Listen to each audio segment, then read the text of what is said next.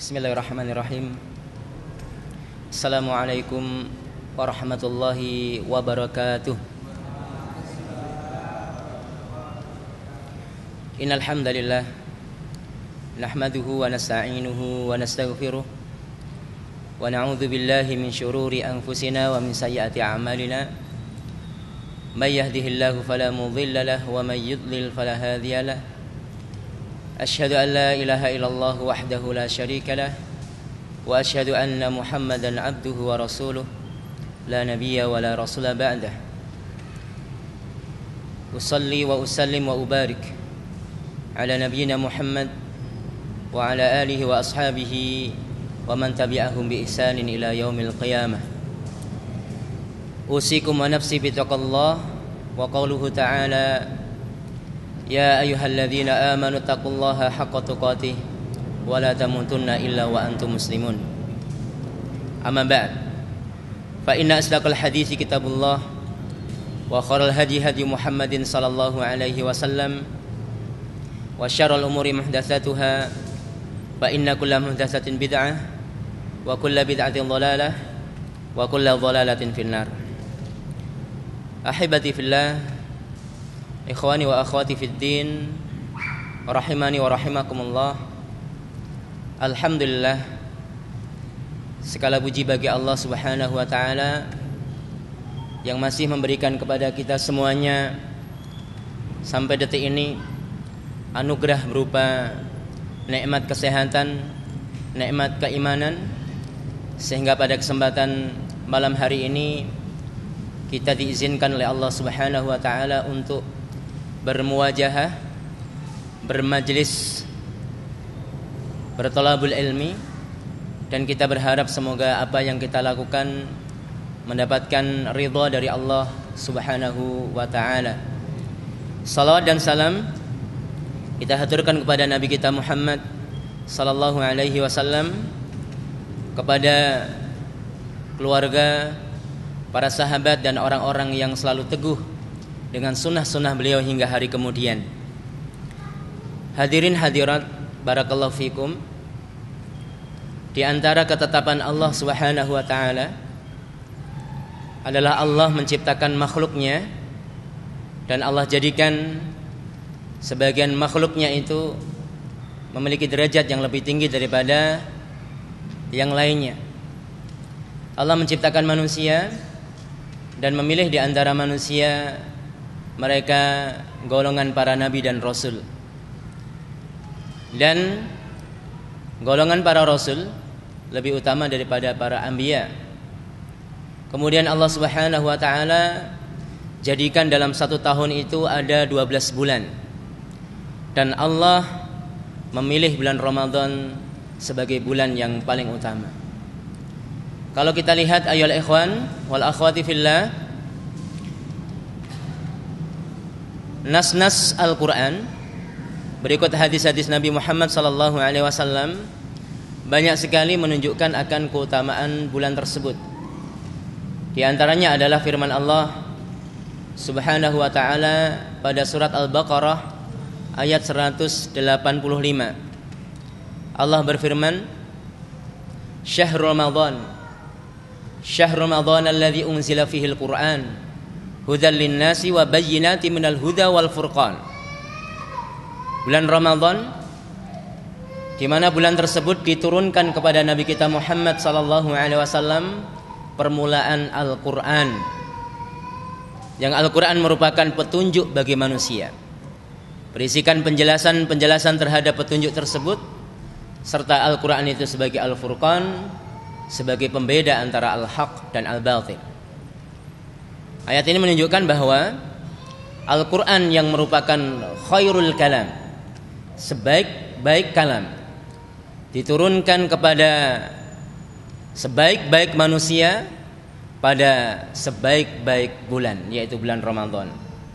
Yang para ulama menyebutkan bahwa wahyu pertama kali turun kepada Nabi kita Muhammad sallallahu alaihi wasallam di Gua Hira, yaitu surat ataupun beberapa ayat awal dari surat Al-Alaq, turun pada bulan Ramadan. Ini menunjukkan bahwa bulan Ramadan adalah bulan yang utama, di mana di sana diturunkan kepada Nabi kita Muhammad sallallahu alaihi wasallam permulaan Al-Qur'anul Karim. Ikhwani wa akhwati fid din rahimakumullah. Kemudian hadis-hadis yang lain, ayat ataupun hadis-hadis yang lain cukup banyak sekali, dan itu tidak dapat diragukan.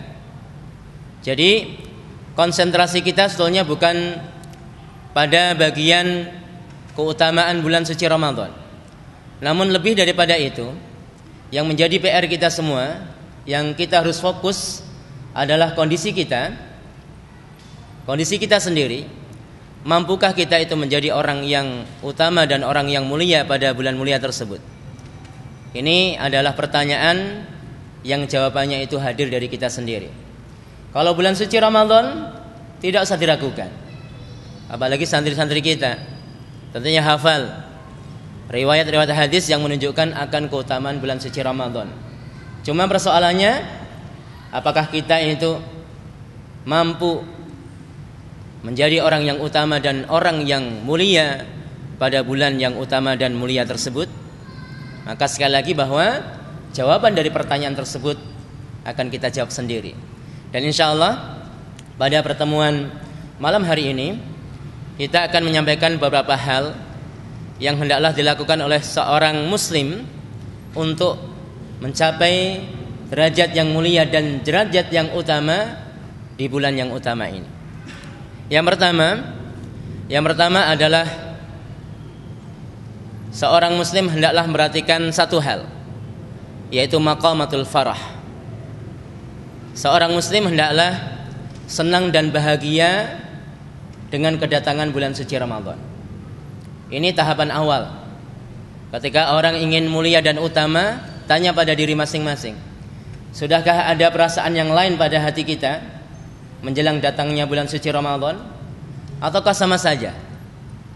Ya. Berbicara masalah al-farah ataupun kesenangan, Al-Imam Ibnul Qayyim Al-Jauziyah dalam kitabnya Madarijus Salikin mengatakan, al-farah, kebahagiaan ataupun kesenangan adalah ladzatun fil qalbi bi idrakil mahbubi wa nailil mustaha. Ladzah, kenikmatan fil qalbi, yang berada pada hati manusia. Ladzatun fil qalbi bi idrakil mahbubi. Kelezatan tersebut yang terwujud dalam hati ada satu sebab, bukan tanpa sebab. Karena nanti al-farah, kebahagiaan tanpa sebab, itu bagian daripada kebahagiaan yang tercela. Nanti kita sebutkan pembagian daripada al-farah di dalam Al-Quran, yaitu kebahagiaan adalah kelezatan yang ada dalam hati. Karena apa? Bi'idrakil mahbubi, mendapatkan sesuatu yang diinginkan, yang dicintai. Wa nailil mustaha, dan mendapatkan sesuatu yang diinginkan. Ini adalah pengertian yang sangat simpel sekali. Kebahagiaan adalah kenikmatan yang ada dalam hati manusia karena satu sebab, dia mendapatkan sesuatu yang dia cintai dan yang dia inginkan. Itu kebahagiaan. Makanya kalau orang itu tidak ada perasaan bahagia dan senang dengan akan datangnya bulan suci Ramadan, mungkin belum mendapatkan sesuatu yang dia cintai. Makanya alasan kenapa seseorang itu bahagia dengan datangnya bulan suci Ramadan terkait erat dengan ilmu. Besar kecilnya kebahagiaan seseorang. Namanya air putih. Ada iklan ini. Mas. Sini nih. Nih. Belum mandi kan. Tolong diawasi. Jangan boleh maju lagi, diawasi aja. Taib. Jadi kami ulang, besar kecilnya kebahagiaan, kesenangan orang berkaitan dengan datangnya bulan suci Ramadan terkait erat dengan besar kecilnya ilmu dia tentang Ramadan. Di sini. Maka penting bagi ikhwan dan akhwat sekalian mendahulukan ilmu atas segala sesuatu. Sebelum berkata, sebelum berbuat. Ini penting sekali. Jadi kesungguhan belajar itu terus dipupuk. Tidak ada alasan saya itu sibuk, saya itu kerja. Selama nyawa masih di kandung badan, namanya kewajiban belajar itu harus Para salaf itu sangat luar biasa, Bapak Ibu sekalian. Al-Imam Al-Muzani, beliau itu seorang alim dari madhab Asy-Syafi'i. Beliau mengatakan, saya membaca kitab Imam Syafi'i, yaitu Ar-Risalah, sebanyak 50 kali.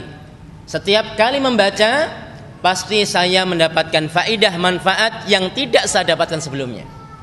Ini Imam Al-Muzani. Kemudian Al-Imam Al-Bukhari rahimahullah ta'ala, diceritakan dalam satu riwayat bahwa beliau itu tidak menunda-nunda waktu untuk menulis ketika ingat akan maklumat, tidak ditunda-tunda. Bahkan ketika tidur, beliau itu sering terbangun. Bahkan disebutkan sampai satu malam itu beliau itu terbangun tidur sampai 18 kali. Terbangun dari tidurnya, menyalakan lampu lentera, lampu uplik kata orang Jawa itu, dinyalakan lampunya, kemudian menulis apa yang diingat. Tidur kembali, kemudian bangun kembali terganggu karena ingat akan sesuatu, dinyalakan lagi lampunya, kemudian menulis lagi sampai 18 kali. Sangat luar biasa. Al-Imam An-Nawawi rahimahullah ta'ala setiap harinya membaca 12 bidang ilmu yang berbeda dalam sehari. Membaca fikih, membaca tafsir, membaca hadis. Dan selain itu juga beliau menulis. Maka karangannya sangat luar biasa. Dengan umur yang sangat pendek. Umur beliau itu sangat relatif pendek, 40 tahun ataupun kurang daripada 40 tahun. Namun sangat luar biasa karangan-karangan beliau. Mungkin sampai sekarang kita belum menghatamkan seluruh daripada tulisan-tulisan beliau, Imam An-Nawawi rahimahullahu ta'ala. Hadirin dan hadirat rahimani wa rahimakumullah. Jadi ketika seseorang mengetahui akan ilmu maklumat yang berkaitan dengan Ramadan, insyaallah akan memperbesar daripada kesenangan dan kegembiraan dia ketika datang bulan suci Ramadan. Satu hadis yang diriwayatkan oleh Imam Bukhari dan Imam Muslim dari sahabat Abu Hurairah radhiyallahu an, beliau menuturkan, Rasulullah sallallahu alaihi wasallam bersabda, Allah berfirman. Berarti ini hadis qudsi. Hadis qudsi. Firman Allah namun tidak dicantumkan dalam Al-Qur'an. Dan hadis qudsi ini juga walaupun sama-sama firman Allah, tidak boleh dibaca dalam salat. Ya. Karena ada beberapa perbedaan, di antaranya adalah kalau firman Allah yang termaktub dalam Al-Qur'an itu lafaz dan maknanya dari Allah Subhanahu wa taala. Sedangkan kalau hadis qudsi maknanya dari Allah, sedangkan redaksi hadisnya, lafadznya adalah dari Rasulullah sallallahu alaihi wasallam tanpa merubah makna yang datang dari Allah Subhanahu wa taala. Itu hadis qudsi. Lalu apa bedanya hadis qudsi dengan hadis biasa, hadis nabawi biasa? Bukankah apa yang disampaikan oleh Rasul itu wahyu? Wa ma yantiqu anil hawa. Rasulullah itu menyampaikan sesuatu wahyu, bukan hawa nafsu. Apa bedanya? Bedanya adalah terletak daripada redaksi hadis. Kalau hadis ada ungkapan bahwa Allah berfirman ataupun Rasulullah sallallahu alaihi wasallam meriwayatkan di Rabbnya, itu menunjukkan hadis qudsi. Arti qudsi adalah nisbat kepada zat Allah yang kudus, yang suci. Sedangkan kalau langsung disampaikan Rasulullah tanpa menyebutkan firman Allah atau tanpa menyebutkan periwayatan dari Rabbnya Allah Subhanahu wa taala, maka itu hadis nabawi biasa, tidak masuk wilayah ataupun ranah hadis qudsi. Barakallahu fikum. Allah berfirman, kullu amal ibni adam lahu illa siyam fa innahu li wa ana ajzi bih.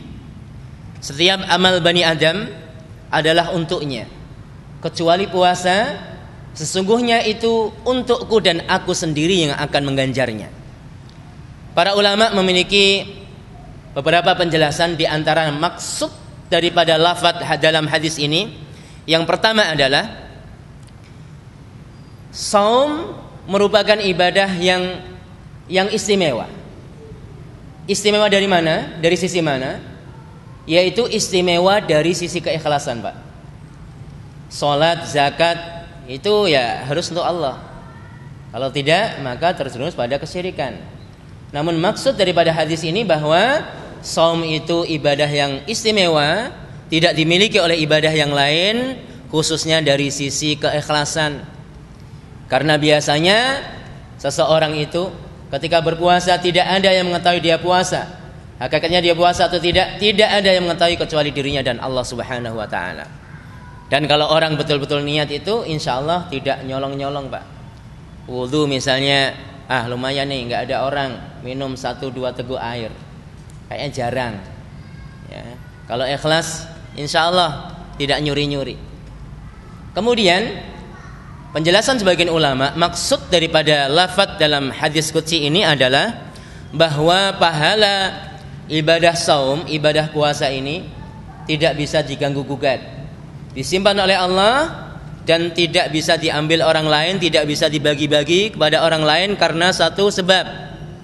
Walaupun penjelasan yang kedua ini sepertinya lemah karena bertentangan dengan hadis Muslim bahwasanya seorang pada hari kiamat akan datang bawa salatnya, sedekahnya, saumnya, tapi dia telah menzalimi si fulan.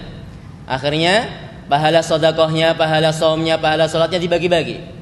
Nanti insyaallah akan kita sebutkan hadis ini pada akhir majlis. Barakallahu fikum, Bapak Ibu sekalian yang dirahmati oleh Allah Subhanahu wa taala. Wasiyamu junnah. Puasa adalah tameng. Pertama, tameng dari hawa nafsu, tameng dari maksiat. Ini jelas. Karena tujuan orang berpuasa itu bukan lapar dan haus. Lapar dan haus itu sarana, Pak. Tujuannya adalah la'allakum tattaqun, supaya bertakwa. Lapar dan haus itu adalah sarana, sebab, salah satu sebab seseorang mendapatkan takwa. Ibaratnya seseorang ketika ingin menuju satu tempat yang indah melalui jembatan yang panjang, ada sebagian orang mulus lewat jembatan langsung mendapatkan apa yang diinginkan. Namun sebagian orang tidak. Mereka itu berpuas-puas pada jembatan tersebut. Mungkin malah beli pancing yang hobi pancing. Ya, mancing di sana, menikmati. Akhirnya apa? Tidak mendapatkan dari puasanya kecuali lapar dan dahaga di sini. Kadang orang hanya konsentrasi dari sisi fikihnya. Yang penting saya menahan diri lapar, dari lapar dan haus dan segala pembatal puasa, dari terbit fajar hingga terbenam matahari, sah puasa saya, tidak perlu qadha. Apakah ini salah? Tidak salah, ini benar. Anda telah melaksanakan puasa secara fikih. Gugur kewajiban Anda, tidak perlu qadha.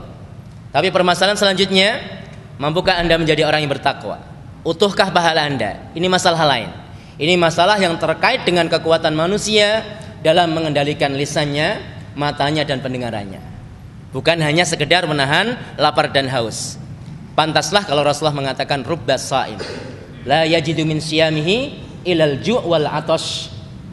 Acap kali, sering kali, banyak kali orang yang berpuasa dan tidak mendapatkan dari puasanya kecuali lapar dan dahaga. Ini adalah peringatan dari Rasul. Jangan sampai puasa itu hanya sekedar budaya, adat dan formalitas saja. Yang penting tidak batal, oke. Lisannya jalan terus gosipin orang, menzalimi orang lain, matanya jelalatan, silakan. Tapi ingat, hanya lapar dan dahaga saja yang Anda dapat. Ini yang harus diperhatikan. Wasiyamu junnah. Puasa adalah tameng dari syahwat.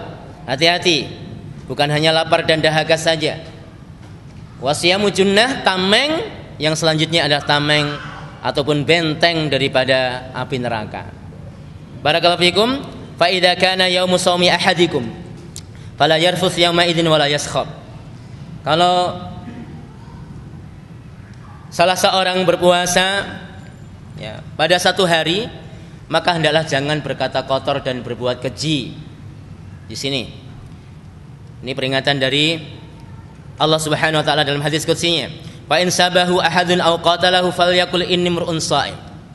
Kalau dia itu dicaci, dihina oleh orang lain ataupun diajak berantem, diperangi, falyakul inni shaim, katakan saya ini lagi berpuasa. Artinya apa? Tidak diam, menunjukkan dia itu memang sebetulnya mampu membalas, tapi syahwatnya dia tundukkan karena taat pada Allah Subhanahu wa taala. Maaf Pak, saya lagi puasa nih Pak. Cukup, tidak usah ditambah-tambahin ya. Jangan ditambah-tambahin. Untung saya puasa. Coba kalau nggak puasa, hancur ente. Nah, ini terjebak syahwat juga. Ya. Jadi cukup, Pak, maaf Pak, saya puasa, jangan ditambah-tambahin, ya. Tambah-tambahin itu malah ketahuan. Ya. Sabar ya. Ya. Saya lagi puasa ini, kalau berantem nanti. Ya. Ini dia. Sudah terjebak. Nanti itu. Taib, katakan saya lagi puasa, bukannya nggak mampu, saya puasa nih, saya puasa. Walaupun pada dasarnya seseorang itu boleh membalas kezaliman satu-satu. Dia satu, kita satu boleh. Tapi bersabar jauh lebih baik. Barakallahu fikum.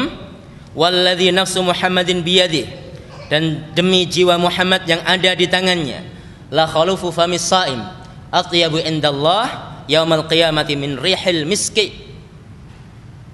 Sesungguhnya bau mulut orang yang berpuasa itu lebih baik di sisi Allah pada hari kiamat daripada wanginya minyak kasturi. Pernah mencoba Imam Ahmad? Pernah mencoba atau belum? Pas puasa manggil kawannya, manggil si Anton ta'al ya, sini, pengen nyoba wanginya minyak misik atau tidak? Apa itu bau? Ente dustakan hadis, bisa kafir ente. Misalnya ini kalau kita bicara masalah ini ya. Coba, ini hadisnya jelas. Ya, akhirnya disemprotkan pingsan. Ya. Padahal hadis ini disebutkan indallahi yaumal qiyamah, di sisi Allah di hari kiamat. Makanya di dunia jangan main-main. Makanya mayoritas para ulama boleh siwak, gosok gigi di setiap waktu. Yang memakruhkan itu madhab Asy-Syafi'i. Setelah tergelincir matahari itu makruh menurut madhab Asy-Syafi'i. Ada di mata Nabi Syuja, ya sunnah setiap waktu kecuali maba'da zawal, kecuali setelah tergelincir matahari. Kenapa kok makruh? Ya, itu harus tanya santri-santri. Jangan sampai kalau mendapatkan hukum fikih, ini hukumnya makruh, dihafalkan aja, kata si fulan makruh. Lah kenapa makruh, Ustaz? Tanya. Itu penting. Makruh kenapa? Cari di syarahnya penjelasan kitab tersebut. Makruh karena bersiwak setelah tergelincirnya matahari berarti menghilangkan sesuatu yang berkaitan dengan bekas efek daripada ibadah puasa. Biasanya bau mulut itu akan semakin tajam baunya setelah tergelincirnya matahari. Ya, orang banyak diam atau banyak ngomong itu akan merubah bau mulut. Maka setelah tergelincirnya matahari, bau mulut orang yang berpuasa itu semakin tajam. Bau naganya semakin kuat. Makanya mazhab Syafi'i jangan dihilangkan, itu merupakan asar, bentuk efek akibat daripada ibadah, jangan dihilangkan, makruh. Nah ini. Tapi ingat bahwa ya wanginya itu nanti di hari kiamat. Lamanya tidak ada halangan seseorang untuk bersiwak, bahkan boleh memakai pasta gigi, Pak. Yang penting hati-hati, jangan ambil kesempatan dalam kesempitan. Gosok gigi, alhamdulillah ya Allah. Ini rezeki darimu. Nah, ini hati-hati. Allah Maha tahu, walaupun kita nyolong-nyolong kan, tengok kanan, tengok kiri, tapi akhirnya ketahuan nanti. Barakallahu fikum. Jadi boleh bersiwak, tidak makruh. Jadi pendapat madhab Syafi'i dalam hal ini cukup lemah. Ya, cukup lemah istimbat. Tapi nggak masalah, andaikan tidak gosok gigi, tidak siwak, ya nggak masalah. Tapi hati-hati ya, khususnya ketika sholat. Ya, ketika sholat takbir sampingnya pingsan misalnya kan. Ya, harus menjaga diri. Karena sholat jamaah itu berkaitan dengan banyak orang, harus menjaga kualitas diri kita dari bau badan, bau mulut dan lain sebagainya. Walis-shaim farhatan, dan bagi orang yang berpuasa itu ada masa atau dua masa bahagia. Yafrahuhuma, yang dia berbahagia dengan keduanya. Idza aftara fariha bi fitrih. Ketika seseorang itu berbuka puasa, maka dia gembira dengan makanan bukanya. Senang. Maka dari sini para ulama menjelaskan bahwa kegembiraan dan kesenangan orang terhadap makanan puasa tidak membatalkan puasa dan tidak mengurangi pahala. Ini sekaligus sebagai peringatan bagi orang-orang yang ekstrim dari kalangan sufi. Terdetik saja makanan batal, maka kita batal semua itu. Kita sore-sore jalan-jalan lihat es cendol depan itu, ya, masya Allah, pengen minum satu baskom, itu udah batalnya 3 hari. Tapi ala kulli hal tidak batal. Ini hadisnya jelas. Tidak batal puasanya dan tidak mengurangi pahalanya. Yang penting jangan sibukkan diri dengan mikir es cendol terus. Ya. Senang boleh, ya kan? Dan ini sunatullah. Makanya Allah tuh Maha Rahmat. Giliran orang senang dengan buka puasa, ya kan? Sunnahnya disegerakan, jangan ditunda-tunda. Ya. Yang baik-baik itu disegerakan, menikah, ya kan? Tapi antum belum menikah. Baik. Kemudian yang sahur, yang kadang-kadang orang itu malas, maka diakhirkan menjelang subuh supaya subuhnya nggak lewat. Ya sahurnya jam 11 malam ya bablas. Sahurnya jam 3 misalnya, habis itu ngantuknya luar biasa, tidur, bangun subuh berat sekali. Makanya diakhirkan sahur. Jedanya sunnahnya itu antara dia mulai sahur dan dia mendapatkan fajar shadiq subuh adalah 50 ayat yang sedang. Kalau yang pendek kayaknya amma yatasaalun, wah cepet itu, antum bisa keselak. Jadi yang sedang kira-kira 20 menit lah ya, 20 menit. Kemudian kalau azan berhenti, karena hadis yang menunjukkan bahwa barang siapa yang mendengar azan sedangkan makanan masih ada di tangannya, maka hendaklah dia menyelesaikannya, jangan diletakkan itu piringnya. Itu sebetulnya hadis yang tidak ada kaitannya dengan saum. Walaupun sebagian masyayikh, bahkan para masyayikh, para penulis kitab, bukan ustadz-ustadz yang ada di negeri kita saja, sebagian penulis dalam kitab-kitab Arab memasukkan hadis ini pada wilayah saum. Tapi yang benar adalah hadis ini berkaitan dengan azan secara umum. Misalnya bapak ibu sekalian, atau khususnya yang bapak-bapak yang wajib sholat jamaah, ketika mengambil pendapat yang wajib, ini juga kuat. Ketika sedang makan, ada azan zuhur, tidak usah diletakkan piringnya. Kalau habis ya letakkan. Maksudnya ketika belum habis. Ketika belum habis, dengar azan, lanjut. Ya, waduh azan nih, semangat diletakkan, mubadzir. Maka jangan letakkan, lanjutkan hajatnya. Selesai baru mendatangi sholat. Itu maksudnya. Maka tidak berkaitan dengan azan waktu sahur. Jadi kalau azan stop. Tapi kalau imsak bukan batas akhir. Imsak itu hanya peringatan. Apakah bid'ah? Enggak, itu hanya peringatan saja. Menjadi bid'ah ketika meyakini bahwa imsak adalah waktu akhir sahur, itu bid'ah. Kenapa bid'ah? Membuat syariat baru. Ya, kulu wasrabu hatta yatabayyan lakum madza? Itu jelas ayatnya. Makan minum sampai fajar shadiq, sampai subuh. Kalau ada orang mengatakan imsak itu sudah tidak boleh makan, itu baru membuat syariat baru untuk tandingan syariat Islam. Ini yang tidak boleh. Tapi kalau mengingatkan, ya baik resmi atau tidak, ya boleh-boleh saja.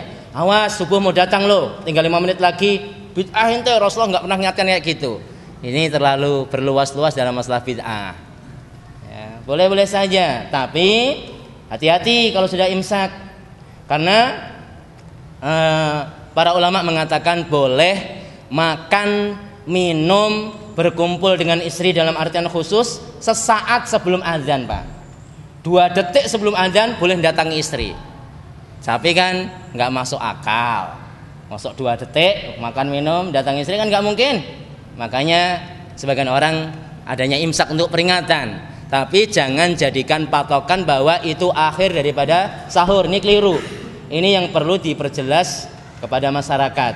Imsak bukan batas akhir seseorang boleh sahur. Ya, barakallahu fikum. Wa idza laqiya rabbahu fariha bisyamih. Wa idza laqiya rabbahu fariha bisaumih. Ketika dia berjumpa dengan Rabbnya, maka dia gembira dengan saumnya. Barakallahu fikum. Berhubung sudah masuk waktu. Sudah? Silakan bagi muadzin untuk azan. Bapak Ibu sekalian, hadirin dan hadirat yang dirahmati Allah Subhanahu wa taala. Satu hadis lagi yang insyaallah dengan mengetahui hadis ini kita akan semakin tambah cinta dan senang dengan kedatangannya bulan suci Ramadan. Hadis riwayat Imam Bukhari dan Imam Muslim dari sahabat Abu Sa'id Al-Khudri radhiyallahu an. Beliau menuturkan Rasulullah sallallahu alaihi wasallam bersabda, "Man shoma yauman fi sabilillahi ba'adallahu wajhahu 'anil nari 70 kharifan."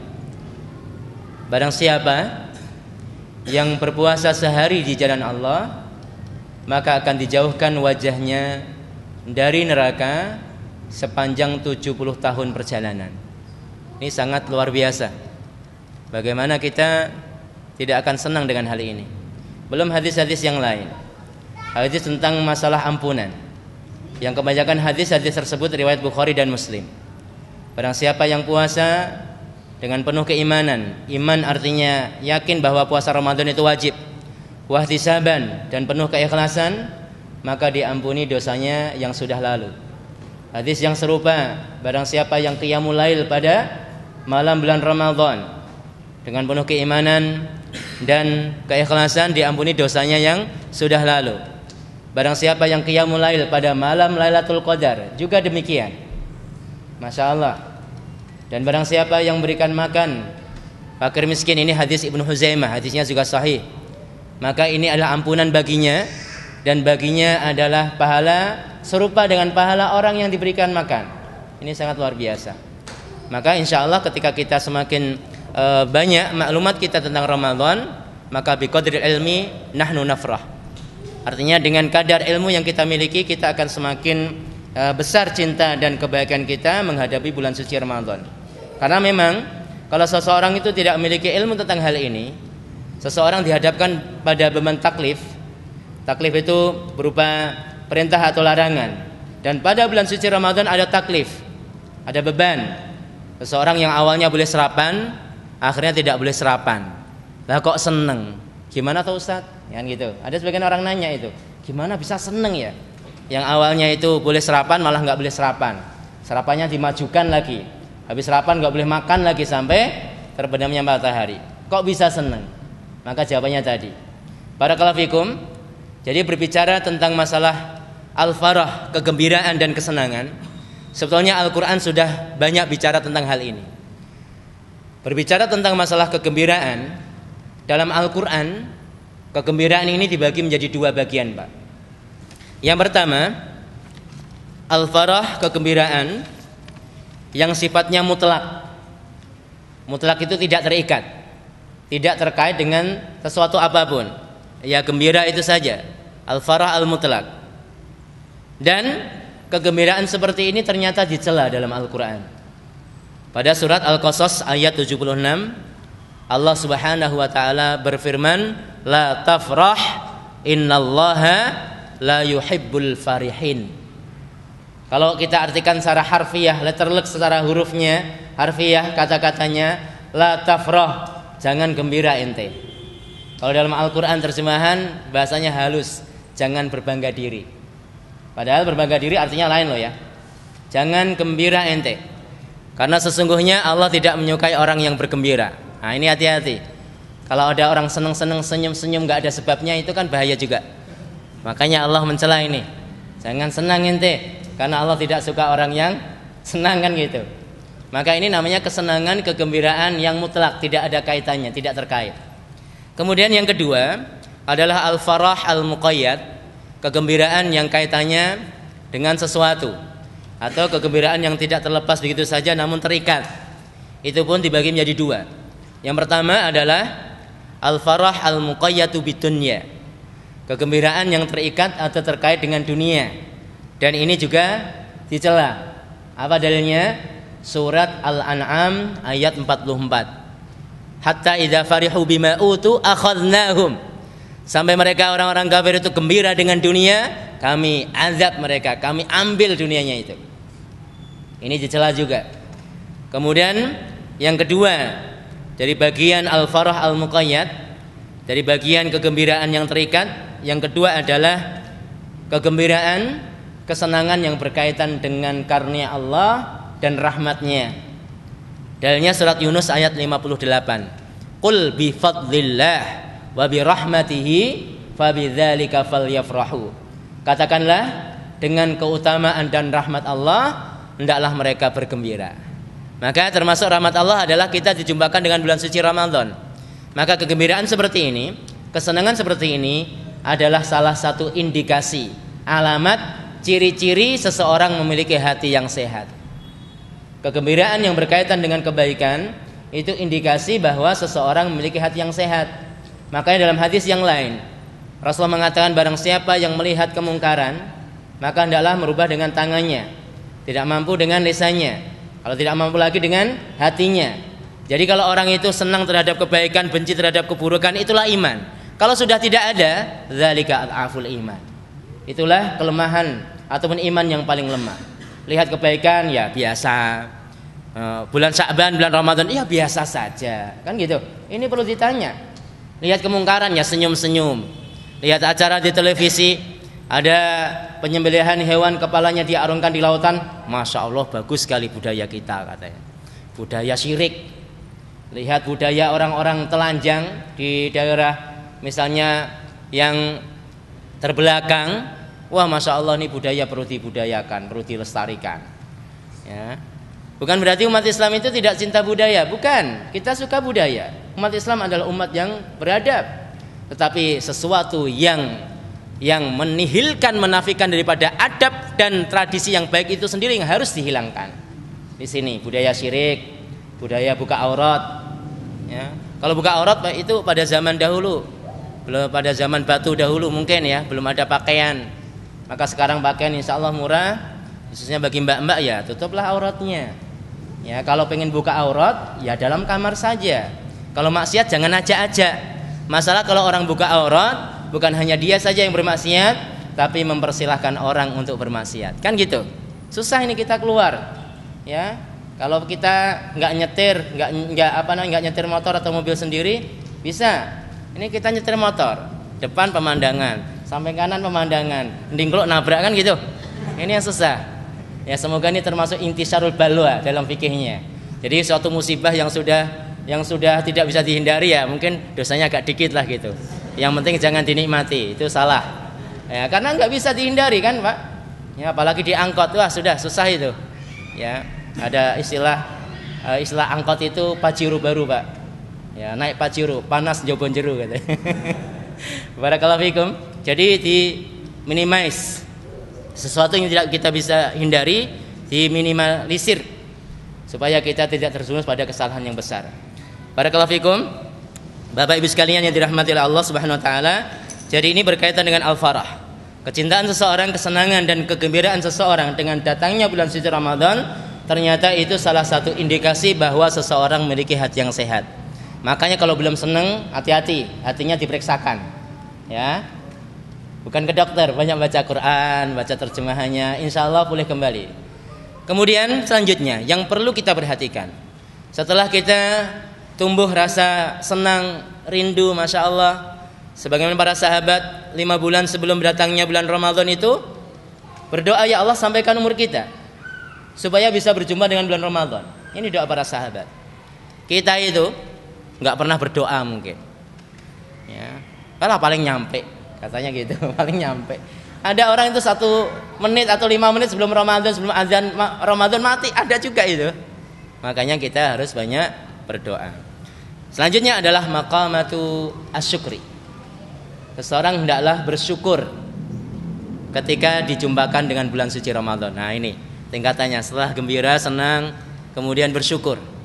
Bersyukur atas perjumpaan dengan bulan suci Ramadan. Kemudian dia bersyukur dengan limpahan rahmat, nikmat yang wujud pada bulan Ramadan. Kemudian yang ketiga, bersyukur dengan kewajiban puasa. Ini yang menarik, Pak. Kewajiban kok disyukuri. Gimana tuh Ustaz? Ya kan? Misalnya salah satu dari hadirin, misalnya siapa ini? Mana Bang Karim? Oh, Bang Karim. Misalnya dapat tugas dari Ustaz Farid. Bang Karim, besok saya wajibkan untuk masak misalnya berasnya 1 kintal, misalnya ada acara. Bang Karim paling siap Ustadz, kan gitu. Jarang mungkin Bang Karim terima kasih atas kewajibannya Ustadz, kan nggak ada itu. Jarang terima kasih kok atas kewajiban. Tapi kok kenapa kita tuh harus bersyukur, berterima kasih pada Allah atas kewajiban yang Allah wajibkan? Apa jawabannya? Jawabannya adalah karena di balik kewajiban itu ada rahmat Allah. Bayangkan hadirin sekalian, kalau puasa Ramadan nggak wajib, kira-kira Akhi Fitra puasa nggak? Paling ke warteg sana sama teman-teman kan, langganan. Warteg siapa? Warteg Budi katanya. Ya ini rahasia santri, saya tahu. Saya diam bukan berarti nggak tahu. Ya. Misalnya Haris subuh, jaga subuh kosong, saya ngerti. Karena saya sering keluar sebelum subuh. Ya, saya nanya, yang Haris tadi malam siapa? Oh, si fulan. Saya catat, oh, memang dia wataknya tidak mau jaga malam. Nah, saya rekam itu santri yang enggak jaga. Ya. Barakallahu fikum. Jadi kalau tidak diwajibkan, kemungkinan sebagian orang atau mungkin bisa jadi banyak orang tidak berpuasa. Ya seperti Senin Kemis. Senin Kemis ya ada sebagian orang puasa, sebagian orang. Disampaikan hadis ini loh fadilahnya. Sunnah kok. Kan gitu kan? Makanya Allah menginginkan hambanya itu tidak terlepas dari keutamaan bulan Ramadan. Diwajibkan berpuasa.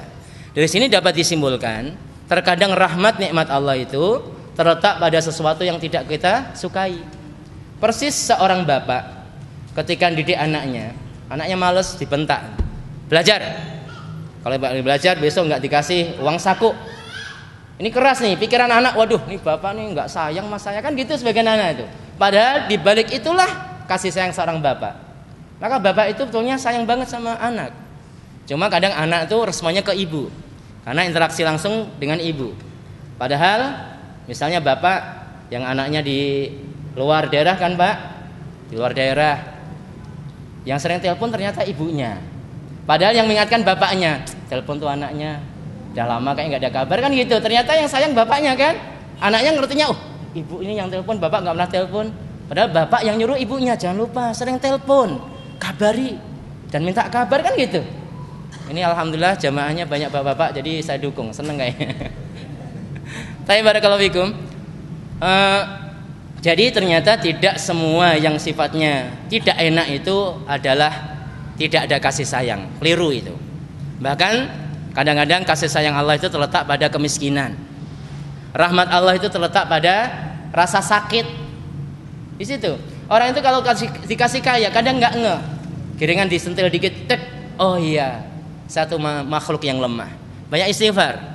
Jadi seakan-akan Allah itu sudah rindu dengan istighfar kita, makanya kita kesandung. Maksudnya mendapatkan ujian. Supaya ingat di situ.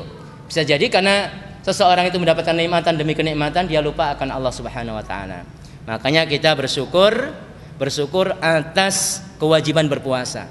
Dan maqamatus syukri ini, kedudukan syukur itu adalah kedudukan yang paling tinggi, khususnya dalam mendapatkan ujian, Pak. Syekh Muhammad Al-Utsaimin dalam kitab Al-Qaul Mufid menyebutkan ada 3 tingkatan orang menghadapi ujian. Yang pertama adalah tingkatan sabar. Ini tingkatan paling rendah. Orang sabar dah beruntung, Pak. Maksudnya apa? Sabar itu ya mengekang lisannya, mengekang hatinya, mengekang fisiknya untuk melakukan hal-hal yang menyelisihi daripada sabar itu sendiri, yang menafikan daripada makna sabar itu sendiri. Lisannya jaga, nggak ngomong meracau sendiri. Ini Allah nggak adil mah ini. Ini dia terjebak.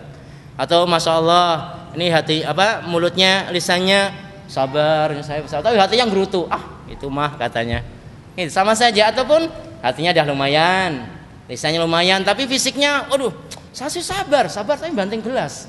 Ini nggak sabar berarti fisiknya. Jadi kesabaran meliputi 3, hati, lisan dan fisik. Makanya dalam satu hadis sebutkan tidak termasuk golongan kami orang yang merobek kerah baju. Ya ini contoh saja, merobek celana berarti nggak sabar juga, Pak. Maksudnya ketika dapat musibah, ngerobek, banting-banting, yang rugi sendiri kan, diri sendiri. Wasyaqal juyub, malaisa minna man darabal khudud wasyaqal juyub. Tidak termasuk golongan kami orang yang nyobek baju, orang yang mukul pipi.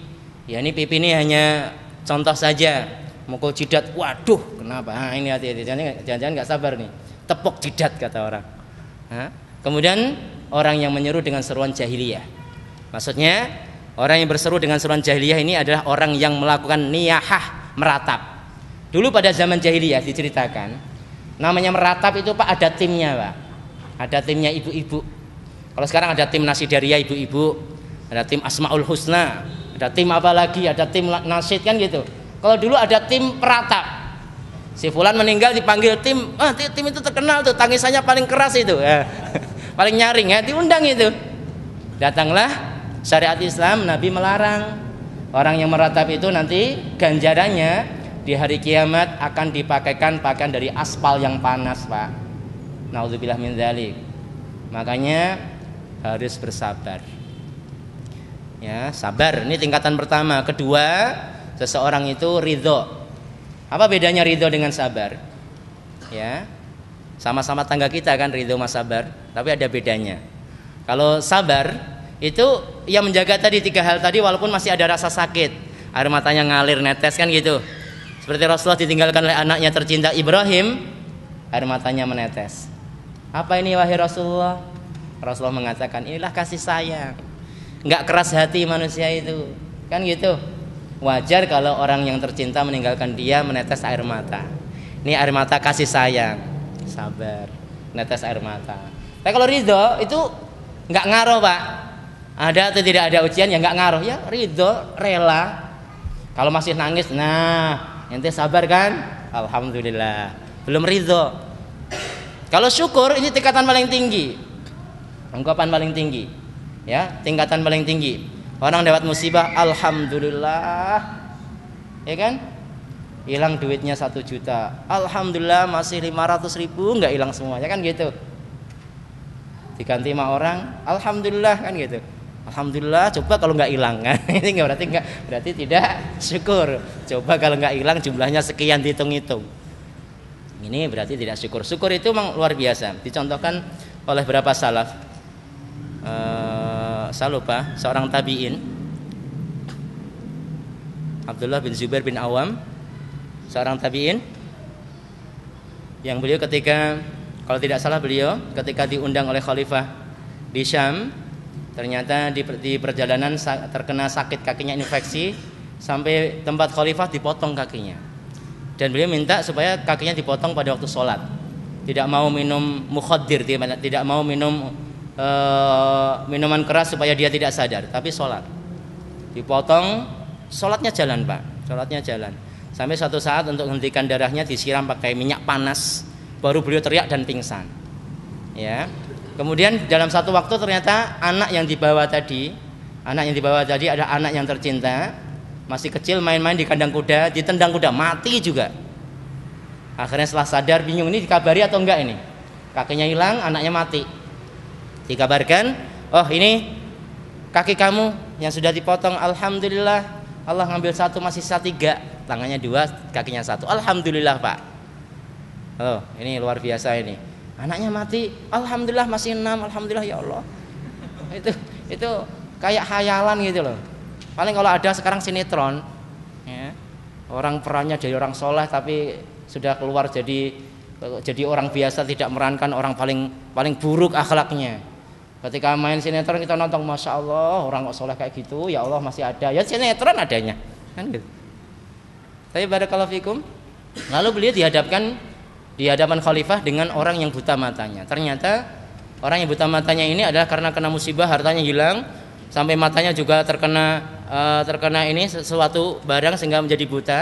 Ditanya, bagaimana keadaan kamu fulan? Alhamdulillah yang masih memberikan ya pandangan hatiku dan tidak membiarkan hatiku buta seperti mataku. Luar biasa, alhamdulillah ucapannya. Ini kayaknya tingkatan para aulia, para wali. Harus jadi wali dulu sampai kita bisa bersyukur menghadapi musibah. Kita bersabar dan alhamdulillah. Barakallahu fikum. Kemudian yang ketiga yang harus diperhatikan oleh seorang muslim adalah maqamatul munafasah. Maqamatul munafasah ini adalah kedudukan di mana seseorang harus berlomba-lomba dalam mengejar kebaikan pada bulan suci Ramadan. Jangan sampai seneng syukur, kemudian dia nggak pernah berbuat amal ibadah apapun. Sudah senang, masya Allah, bentar lagi Ramadan, beli petasan 2 kintal misalnya. Nah ini senangnya melampaui batas. Syukur alhamdulillah, bulan Ramadan nggak pernah tarawih. Ini keliru, dia sudah kejebak. Makanya munafasah berlomba-lomba ini penting. Sangat penting sekali. Tahapan pertama dilalui, kedua dilalui, ketiga harus juga dilalui. Dan dalam hal ini perlu diperhatikan beberapa hal, yaitu diantaranya seseorang hendaklah bertawakal dan mohon pertolongan kepada Allah untuk dapat melaksanakan ibadah sebaik-baiknya, khususnya berpuasa. Isti'anah. Isti'anah ini mohon pertolongan memiliki kedudukan yang sangat penting, Pak. Makanya dalam surah Al-Fatihah disebutkan iyyaka na'budu wa iyyaka nasta'in. Beribadah pada Allah dan mohon pertolongan pada Allah. Ini disandingkan, Pak. Makanya Al-Imam Ibnul Qayyim mengatakan Ibadah itu tidak sempurna tanpa bidun isti'anatin, tanpa isti'anah. Ibadah itu tidak sempurna tanpa diiringi dengan mohon pertolongan. Kenapa?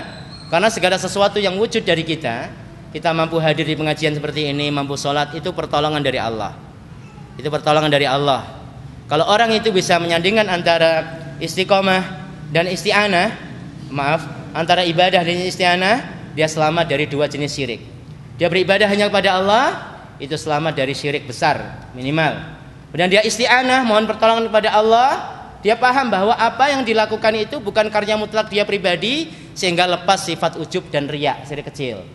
Di sini enggak mentang-mentang tuh saya sop awal terus tuh, pulang lihat orang misalnya masbuk pelulu, imannya tipis mah katanya. Ini kan kita terjebak. Padahal sudah satu level kita alhamdulillah di saf awal, baca Al-Qur'an, hafal Al-Qur'an. Tapi kadang-kadang ada rasa ujub tuh, saya kan. Coba kalau enggak saya katanya gitu. Kalau enggak saya berarti orang lain kan gitu.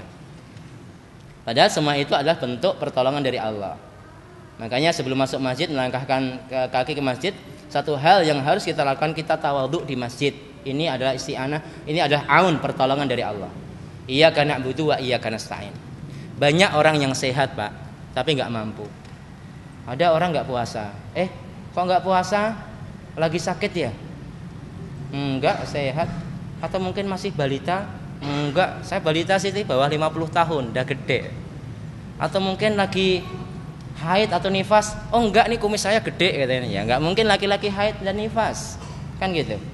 Atau mungkin lagi ini ya Mas, lagi perawatan pulang dari RSJ ya. Enggak juga, saya sehat Mas, sehat walafiat. Tapi mungkin belum pulih ya, ini kemungkinan dan kemungkinan. Tapi ternyata orang yang badannya mentekol, tatonya gede-gede, enggak puasa, ya kan? Ini menunjukkan bahwa itu taufik dari Allah. Orang itu sesat karena dua hal, Pak. Tidak mendapatkan hidayah, dan kadang tidak dapat taufik. Ada orang dapat hidayah, tidak dapat taufik. Apa taufik? Taufik adalah kemampuan yang Allah berikan kepada seseorang untuk beramal, mengamalkan hidayah tersebut. Walaupun taufik juga dimasukkan kategori hidayah oleh para ulama yang disebut hidayah atau taufik. Kalau kita pisahkannya, ini hidayah, ini taufik.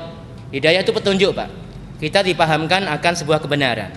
Tapi belum tentu orang itu tunduk setelah paham akan kebenaran.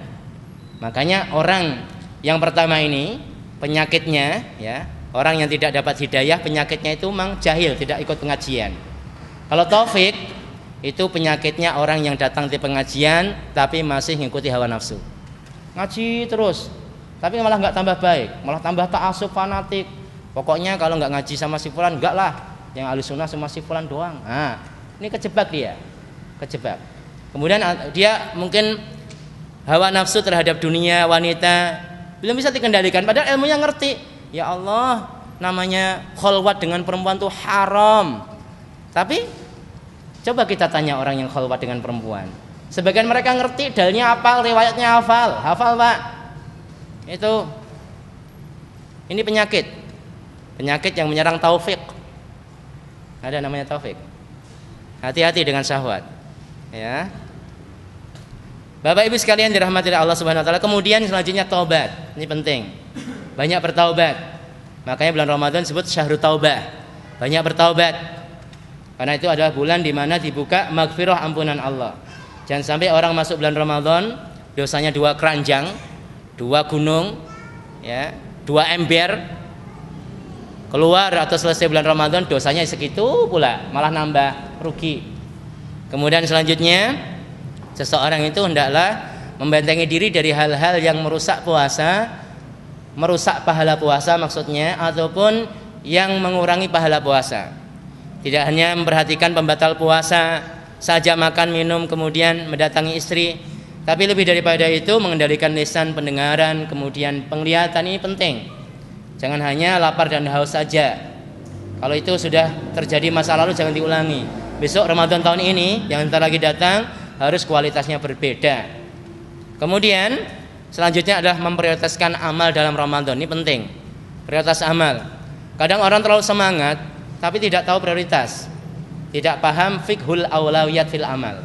Sehingga orang semangat itu dari pada isya sholat tarawih, kemudian membaca Al-Quran, sholat malam semuanya, tiba-tiba subuh nggak sholat.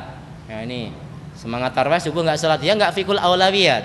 Padahal dalam satu kaidah al wajib muqaddamun ala sunnah. Yang wajib itu pasti lebih utama daripada as-sunnah. Bisa jadi utama karena pahalanya, ya, bisa jadi utama harus didahulukan, tergantung kondisi. Kalau membayar puasa Syawal, yaitu maksudnya pahalanya lebih besar membayar, tapi bukan berarti tidak boleh puasa Syawal dahulu. Boleh orang itu puasa Syawal dahulu, puasa sunnah dulu, walaupun belum bayar utang. Karena kewajiban membayar utang Ramadan itu wajibun, lakinnahu minal wajibat al muwassa'at atau al muwassa'ah, termasuk kewajiban yang waktunya itu panjang sampai akhir Sya'ban. Makanya Aisyah radhiyallahu anha tidak membayar puasa kecuali mepet Sya'ban, karena beliau sering melayani daripada Rasulullah. Dan bukan berarti Aisyah tidak pernah puasa sunnah. Ini menunjukkan orang boleh puasa sunnah sebelum dia membayar utangnya. Ini boleh-boleh saja. Kalau tidak bayar puasa sampai lewat Ramadan berikutnya, ya tetap bayar, akumulasi, dihitung, jangan lupa. Kalau utang sama manusia biasaan lupa, utang sama Allah lupa juga, nih parah nih orang. Ya, tapi apakah ada kafarah atau tidak? Khilaf para ulama. Ada sebagian mengatakan kafarah ente karena lewat batas waktu tidak membayar. Ibaratnya kalau kita itu utang jatuh tempo nggak bayar, nah ini ada dendanya ini. Tapi pendapat yang sahih tidak ada kafarah, tapi wajib berpuasa. Jadi utangnya tahun kemarin 7 ini. Kecuali masa-masa yang sudah berlalu, masa jahiliyah, mungkin dulu masa SMA masih muda ya Pak. Ya wah dulu mah nggak puasa, ya. Giliran anaknya nggak puasa, ibunya bilang, "Allah Pak, nggak ingat kayak dulu aja," katanya. Waktu SMA nggak puasa kan dulu. Ya jangan gitu, yang dulu sudah yang dulu. Sekarang lah Bu. Sekarang saya kan laki-laki soleh ya Bu. Ya, gitu. Jadi tidak perlu dibayar, sudah lalu. Makanya ibu-ibu yang dia itu hamil, menyusui, ya, habis hamil nifas menyusui baru 4 bulan hamil lagi, ya, melahirkan nifas kemudian nyusui 3 bulan lahir lagi sampai 20 tahun, ya kan? Ini kan repot ini. Ada 4-5 pendapat yang sahih adalah dia dikiaskan dengan para orang tua yang sudah renta, maka cukup dia membayar fidyah kalau mampu setengah sok, sekitar 1,5 kilo untuk 1 harinya. Kalau mampu, kalau nggak mampu ya sudah. La yukallifullahu nafsan illa wus'aha. Ya, dikiaskan dengan orang yang sudah tua. Maksudnya sudah tua di sini, Pak, adalah orang tua yang sudah tidak mampu berpuasa. Maka sebab seseorang itu tidak wajib berpuasa itu adalah adamul qudrah, tidak mampu, bukan batas umur. Makanya ketika ditanya, "Pak Ustadz, tua itu umur berapa sih Pak Ustadz?" Kan gitu. Waduh, hadisnya nggak ada nih kan gitu. Ya, karena orang tuh aneh. Giliran Ramadan ngaku tua, saya sudah tua Pak Ustadz kan gitu. Giliran habis Ramadan dibilang tua nggak mau. Wah, siapa bilang saya tua? Saya masih muda. Ini akal-akalan. Maka saya sampaikan pada jamaah itu, Pak, Ibu, namanya standar orang itu nggak puasa itu adalah adamul qudrah, tidak mampu, baik dia kecil, muda ataupun tua. Kenapa disebut tua dalam fikih itu? Karena biasanya yang tidak mampu itu orang tua. Kaidah itu dibangun di atas dominasi, Pak. Seringnya kayak gitu, ya kan? Makanya kalau si Anton masih muda nggak kuat puasa, ya boleh nggak puasa. Kayak orang tua berarti, kan gitu. Ini paham? Berarti dalam kaidahnya al-hukmu yaduru ma'illatihi subutan wa adaman. Hukum itu selalu beriringan dengan sebab atau ilah, Pak. Ada sebabnya, ya hukumnya tetap. Nggak ada sebabnya, hukumnya hilang. Saya nggak kuat Ustaz, tapi saya kan belum tua. Itu fikihnya kan berkaitan dengan orang yang sudah tua, Pak Ustaz. Nah ingat, ilahnya bukan tuanya itu, tapi ketidakmampuan. Sedangkan disebut orang tua dalam fikih itu mimbabil aglabiyah, karena sesuatu yang sifatnya dominasi. Biasanya kalau orang sudah tua itu tidak mampu. Bisa dipahami Mbak ya dalam masalah ini. Barakallahu fikum.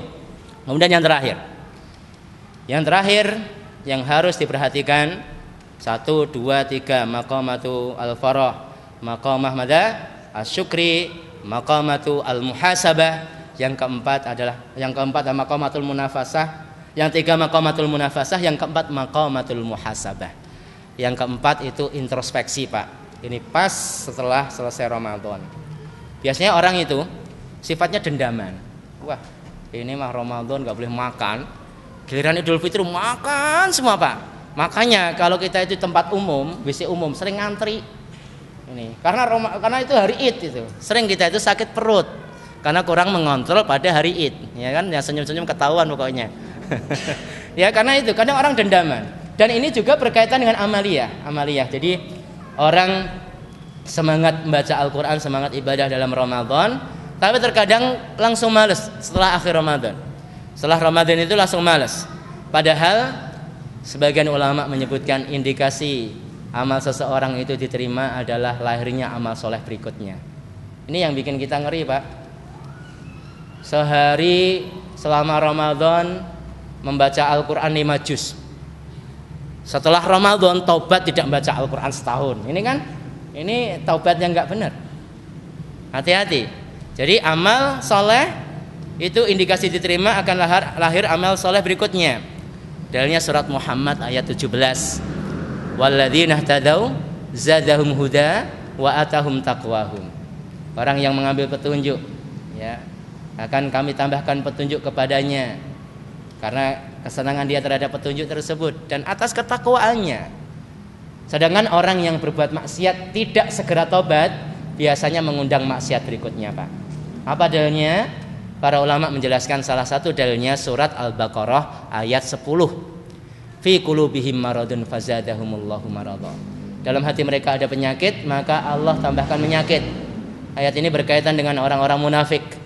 Orang-orang munafik itu punya penyakit keraguan-raguan. Ini Muhammad benar apa enggak sih? Gitu kan? Al-Quran benar wahyu atau enggak sih? Ragu-ragu seperti ini kekufuran. Kalau sudah terdetik dalam hal ini tidak bisa dihilangkan, tidak berusaha untuk menghilangkan, maka Allah akan menambahkan kesesatan. Jadi bukan Allah enggak adil mesesatkan orang. Allah itu maha adil. Sesatnya seseorang karena perbuatan orang itu sendiri. Barakallahu fikum. Kemudian bagaimana para salaf itu sangat khawatir akan amal yang sudah dilakukan, ya, diterima atau tidak ini. Makanya Imam Al-Laits kalau tidak salah atau salah satu daripada ulama salaf mengatakan, andaikan aku tuh mengetahui bahwa satu amalku diterima oleh Allah, aku tahu ada yang ngabarin dan kabar itu pasti benar, satu amalku diterima oleh Allah, hal itu lebih aku cintai daripada dunia seisinya. Masalahnya kita sudah beramal, siapa yang menjamin amal kita diterima? Kemudian kita pasti berbuat dosa, siapa yang menjamin bahwa dosa kita sudah diampuni? Kita berbuat dosa, dosanya belum tentu diampuni.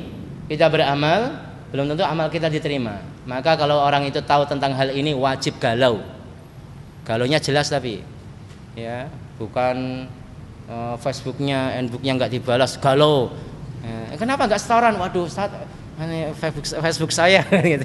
Itu kan sarana amar ma'ruf nahi mungkar saya Ustadz. Ya alasan saja ini. Ini galaunya kurang lurus. Ya, boleh galau tapi yang lurus-lurus. Makanya para sahabat 6 bulan setelah Ramadan, ya Allah terimalah Ramadan kami, ya Allah Ramadannya diterima, ya Allah, kan gitu. Ini contoh yang baik. Nabi Ibrahim, Nabi Ismail habis membangun Ka'bah, enggak leha-leha kipas-kipas, oh, alhamdulillah ya Allah beres kan enggak gitu. Tapi Rabbana taqabbal minna, ya Allah terimalah kami, ya Allah terimalah amal kami, kan gitu. Di sini. Makanya habis sholat bacanya apa? Istighfar kan enggak alhamdulillah dulu kan Pak? Istighfar, ya Allah banyak kurang ya Allah, kan gitu. Tadi rakaat pertama saya ingat makanan, rakaat kedua tadi kan gitu istighfar. Kadang orang istighfar kan tolak sana. Si fulan itu, oh si fulan tuh pakai cincin ya misalnya gitu kan. Jadi sibuk dengan orang, padahal istighfar adalah kita mohon ampun kepada Allah Subhanahu wa taala. Barakallahu fikum. Dalam satu ayat surat Al-Mu'minun ayat 60 disebutkan walladzina yu'tuna ma ataw wa qulubuhum wajilah annahum ila rabbihim raji'un. Dan orang-orang yang berikan apa yang telah mereka berikan dengan hati yang takut, karena mereka tahu bahwa sesungguhnya mereka akan kembali kepada Rabb mereka. Ini pujian Allah terhadap orang-orang yang memiliki sifat khusus, diantaranya tadi orang yang memberikan apa yang dia beri dan mereka takut. Aisyah radhiyallahu anha mengatakan pada Rasulullah dalam satu riwayat, dan ini juga disebutkan oleh Imam Ibnu Katsir dalam tafsirnya. Rasulullah mengatakan, wahai Rasulullah, orang-orang itu apakah orang yang mencuri, alladzi yasrik wa yazni wa yasrabul khamr? Apakah orang tersebut yang takut itu karena dia itu mencuri, berzina, minum khamr?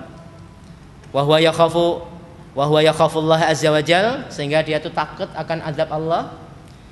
Rasulullah menjawab, qal la ya bintas siddiq, tidak seperti itu wahai anaknya as-siddiq, Aisyah radhiyallahu anha. Akan tapi mereka adalah alladzina yusallun, mereka itu yang melaksanakan salat, wa yasumun, yang puasa, wa yatasaddaqun, dan bersedekah, wa hum yakhafuna alla yuqbala minhum, dan mereka itu khawatir kalau tidak diterima. Ini orang yang dipuji. Makanya sifat khauf dan roja, sifat takut dan harap itu memang harus dihadirkan terus. Walaupun kadang-kadang harus dibesarkan satu sisinya. Misalnya beramal soleh, memang kita boleh khawatir, tapi juga ada harapan, ada husnudzon kepada Allah.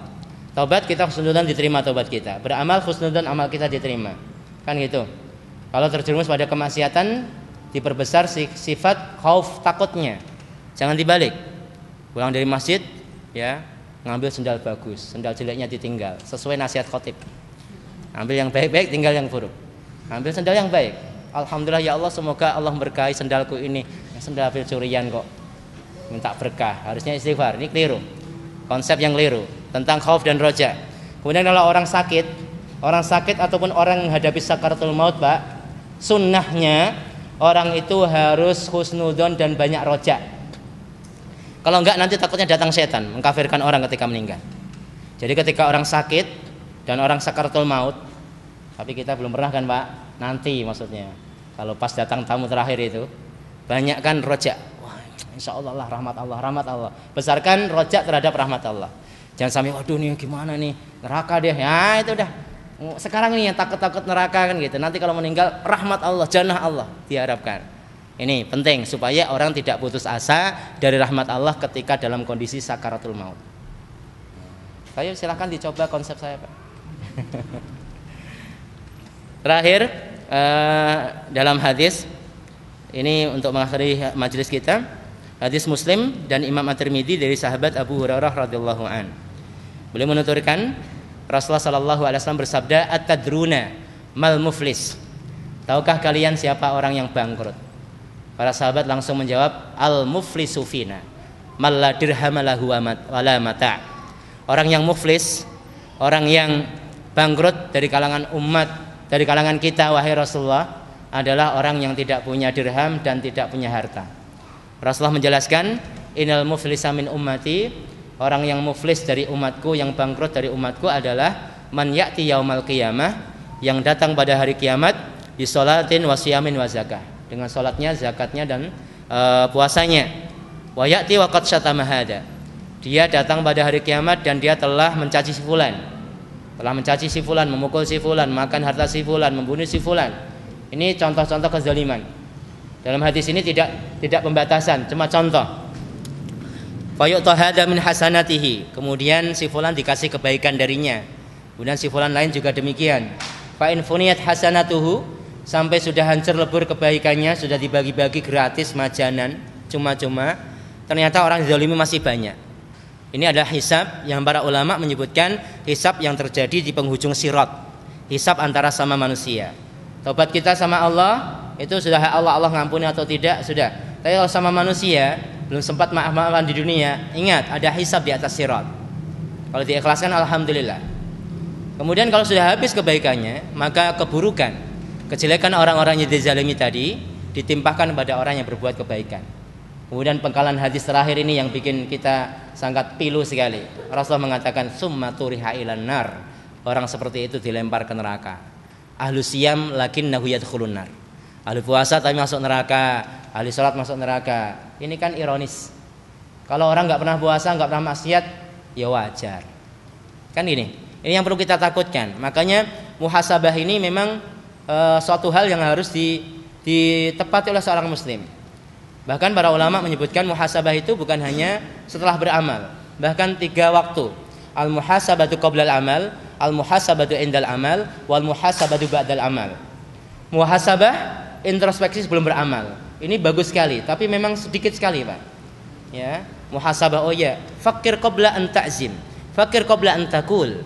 Berpikir sebelum berkata, berpikir sebelum berbuat. Ini nyakiti orang lain atau tidak. Ini penting. Ini bagian daripada muhasabah. namun kadang orang sedikit sekali. Ya, biasanya orang itu nyesal kan belakangan, ya kan? Nyesal itu belakangan. Kalau di awal itu pendaftaran kata orang, penyesalan belakangan. Kalau pas di pertengahan namanya antrian. Jadi muhasabah sebelum beramal. Kemudian yang selanjutnya al-muhasabatu indal amal, yaitu introspeksi ketika di tengah-tengah amal. Jadi kita beramal juga tetap muhasabah terus di situ. Kemudian yang terakhir adalah muhasabah, al-muhasabah, introspeksi setelah beramal. Makanya kalau kita membaca salah satu karya Ibnu Qayyim, yaitu Manzilatul Muhasabah dalam Madarijus Salikin, masalah luar biasa bagaimana muhasabah ini memang sangat luar biasa perannya dalam menjaga kontrol amal manusia. Amal manusia itu kan ibarat suatu pundi-pundi yang kita hasilkan. Kalau nggak kita simpan dengan baik, ya akan hilang secepatnya. Makanya ini muhasabah kontrol, Pak. Penting sekali.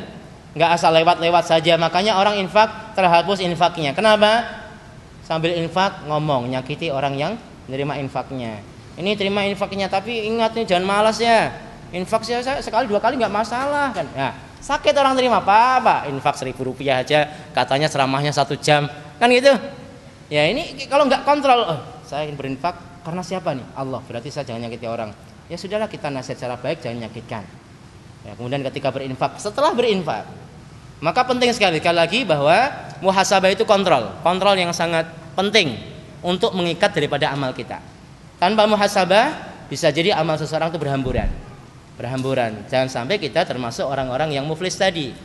Maka silakan coba konsep muhasabah yang disebutkan oleh Imam Ibnu Qayyim dalam Madarijus Salikin itu diperhatikan.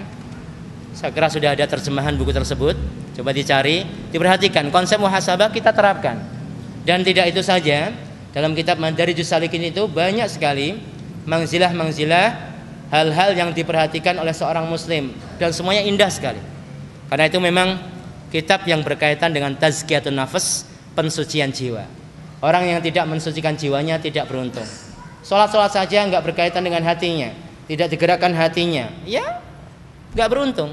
Orang zikir, ya tidak akan beruntung tanpa digerakkan hatinya.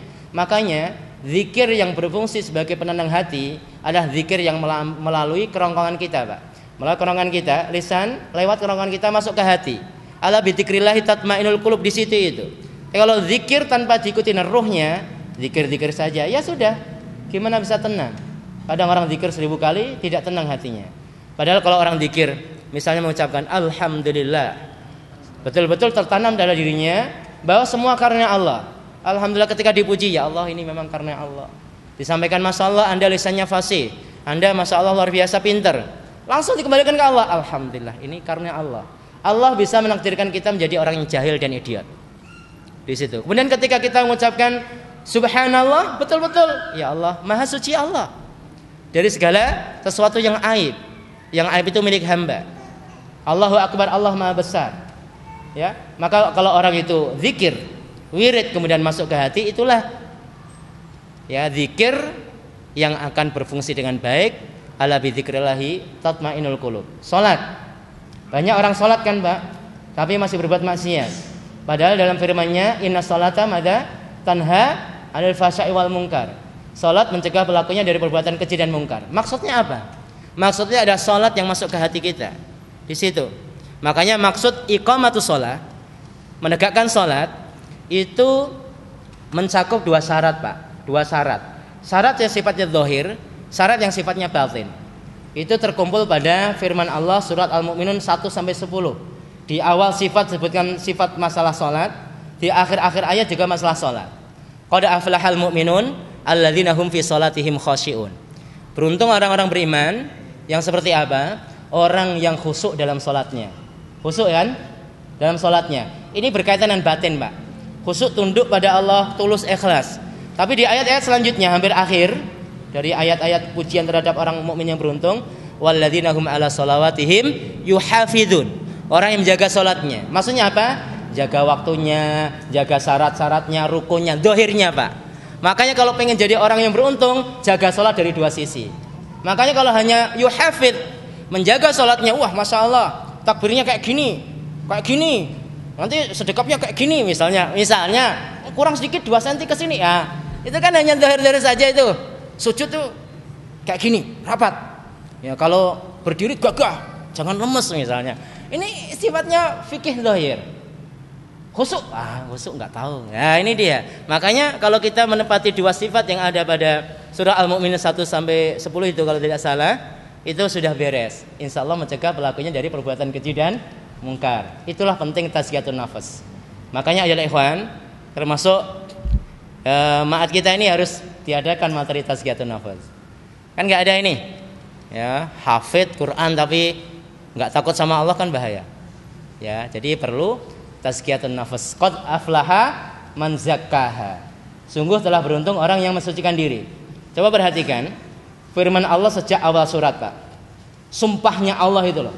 Wasyamsi waduhaha, demi matahari. Wal qamari idza talaha. Kedua. Ayat lanjutnya. Wa nahari idza jallaha. Kemudian wal laili idza yaghshaha. Was samai wa ma banaha. Wal ardi wa ma tahaha. Wa nafsi wa ma sawaha. Fa alhamaha fujuraha wa taqwaha. Qad aflaha. Jadi telah menyebutkan sumpah. Jadi Allah itu ketika ingin menyampaikan sesuatu yang penting bersumpah. Seperti kita ini, ya, ada satu sisi kesamaan dalam ungkapan. Jadi kalau ingin menyampaikan ini loh barangnya asli Pak, sumpah demi Allah deh, sumpah demi Allah. Saking kebablasan sumpah demi langit ya nggak boleh. Kan sumpah itu fungsinya untuk menguatkan perkataan kalau dalam ilmu balaghah. Atau untuk menjawab orang yang mengingkari kita. Ente mah nggak mungkin nih orang Jawa paling kan gitu. Demi Allah mas saya bukan orang Jawa misalnya. Ya ketahuan lagatnya kan gitu. Demi Allah, yang demi Allah. Nah, sumpah itu kadarnya itu sama dengan apa yang akan disampaikan. Sesuatu besar kecilnya yang akan disampaikan itu berkaitan dengan sumpah. Allah bersumpah dengan 7 makhluknya, Pak. Demi apa? Demi ingin menyampaikan bahwa qad aflaha man zakkaha, sungguh telah beruntung orang yang mensucikan jiwanya. Di sini penting, puasa juga gitu. Bukan hanya fikihnya saja tapi batinnya juga. Demikianlah Bapak Ibu sekalian, sudah malam. Mahasiswa kita juga mau ujian. Saya juga akan persiapan besok subuh. Menghemat memang harus tenaganya. Barakallahu fikum. Kita akhiri dengan doa kafaratul majlis. Subhanakallahumma wa bihamdika asyhadu an la ilaha illa anta astaghfiruka wa atubu ilaik. Billahi taufik wal hidayah. Wassalamualaikum warahmatullahi wabarakatuh.